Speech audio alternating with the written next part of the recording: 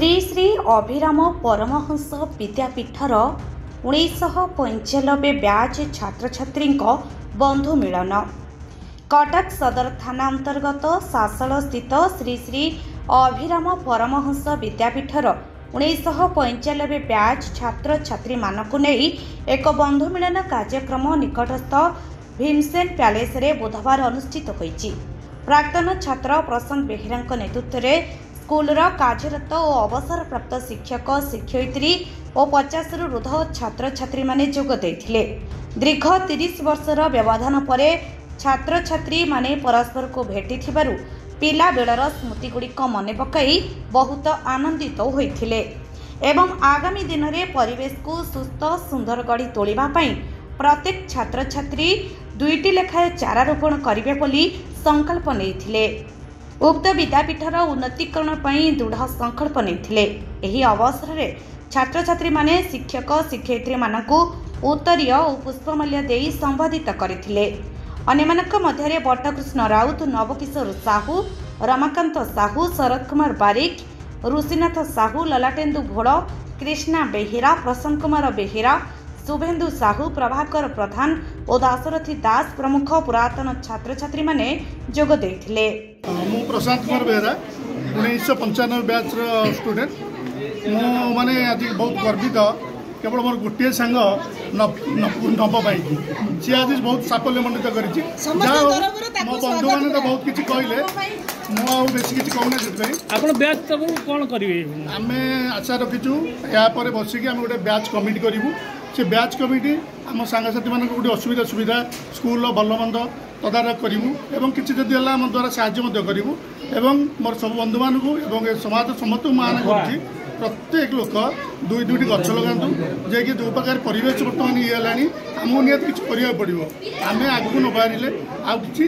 ना निश्चित अनुरोध कर समाज आगू आसतु और सहयोग कर जो विद्यालय पाठ पढ़ते विद्यालय उन्नति कौन करेंगे विद्यालय उन्नति आम गोटे कमिटी करूँ आम कमिटी मध्यम आम जहाँ जहाँ साहय आणु आम स्कूल किसी करूँ।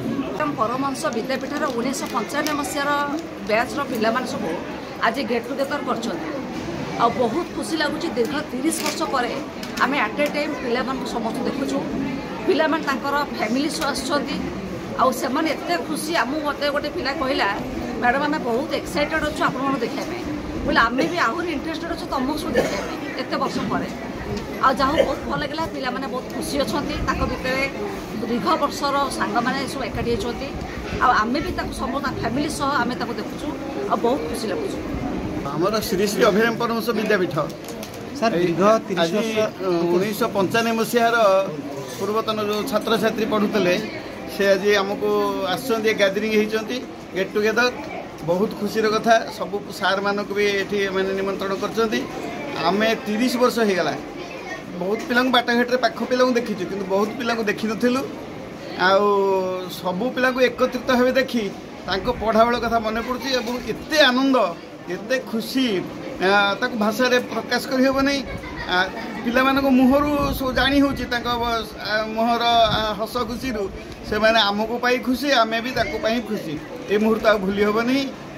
होची कथा। 30 वर्ष तो ताको पाठ पढौथिले हां हां एबे पाखरे पाइले केमिति अनुभूति हमर होची बहुत खुशी एबे ताको पिला बेलर से जो छोट छोट क्लास रूम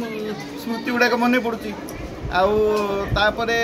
आम समस्त देखी के चिन्ह पार्चु के चिन्ह पार्नु आउ गोटे कथा हूँ जो मैंने पुओ मैंने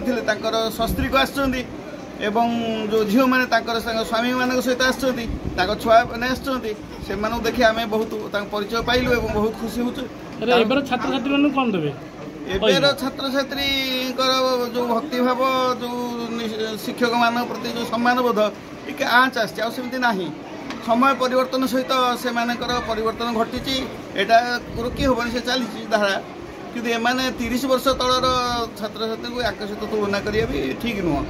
समय सरकार जो दंडमुक्त अंचल करदेला माड़ उठेदेला कौन से विषय कहे पिला दंडमुक्त कह गले दंड द्वारा पिला गोटे भय रोला से दंड पाँच न पाँच काले पाइबू दंड से आशंकार से घरे पढ़ी पाढ़ी प्रस्तुत हो आसुले होमवर्क ठीक करते जीवन भी ठीक भाव गढ़ी होता भविष्य एवं नथार जो पाठ पिला दिहूँ कि घर को होमवर्क दिहूँ कले कले नकल ना जार गार्डियन सचेतन से हुए तो से घरे देखिक कर जी अचेतन गार्डियन से पिला बुलिले कौन कले क्लासरूम रे भी डिसिप्लिन आसिया भी शिक्षकों को समय लगुचे माने बेसी चेष्टा करिया पड़े दंड मुक्त हवा ठीक जहाँ पिला साइकोलोजी जहाँ कहूँ स्टूडेंट साइकोलोजी भय द्वारा किसी करहबनी तार विकल्प खोजा पड़ो पिला केमती प्रशंसा करवा पिला आदर करवा उत्साहित करवा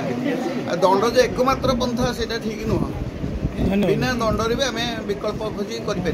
bureau report live live Odia.